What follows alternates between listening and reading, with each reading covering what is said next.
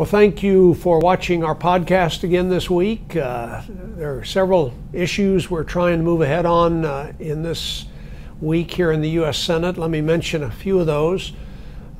First of all, we introduced legislation which is bipartisan and has pretty broad support, really, to provide another 5 years of funding to our counties in New Mexico and throughout the West under the Secure Schools Act, and also under the Payment in Lieu of Taxes program.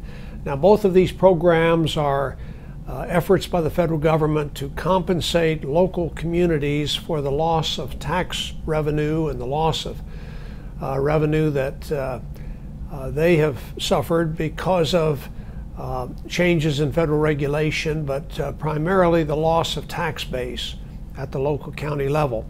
In New Mexico, we get a substantial number of dollars each year for our counties through the Payment in Lieu of Taxes program, and also a significant amount for the Secure Rural Schools program.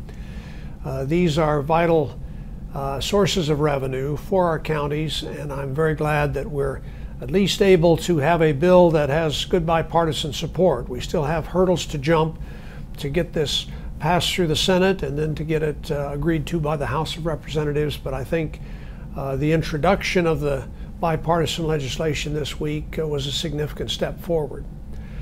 Another issue that I think we made progress on this week, and this was done really by the Obama administration, not by those of us in Congress, but there has been an initiative that the administration has announced to streamline the permitting of new transmission lines throughout the West, and one of those is the SunZia line, or proposed line that would go across much of New Mexico. And so that will help us to get renewable power from where it's produced, either from wind or solar sources, primarily wind in this case, get it from where it's produced to where it's actually needed in our population centers.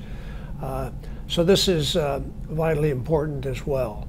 One other issue we did a little bit of good on this week was we had a very good hearing on the whole issue of production of natural gas from shale formations.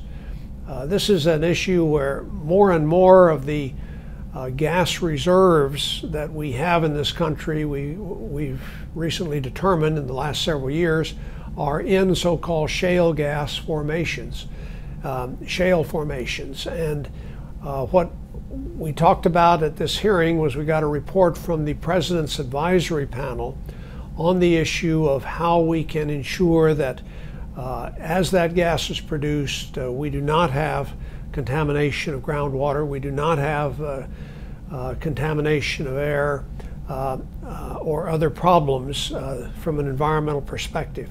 I think it is possible to adhere to best practices, and if we can consistently do that in the drilling and operation of these wells, I think we do have a great resource there that has recently been discovered and can benefit the country substantially.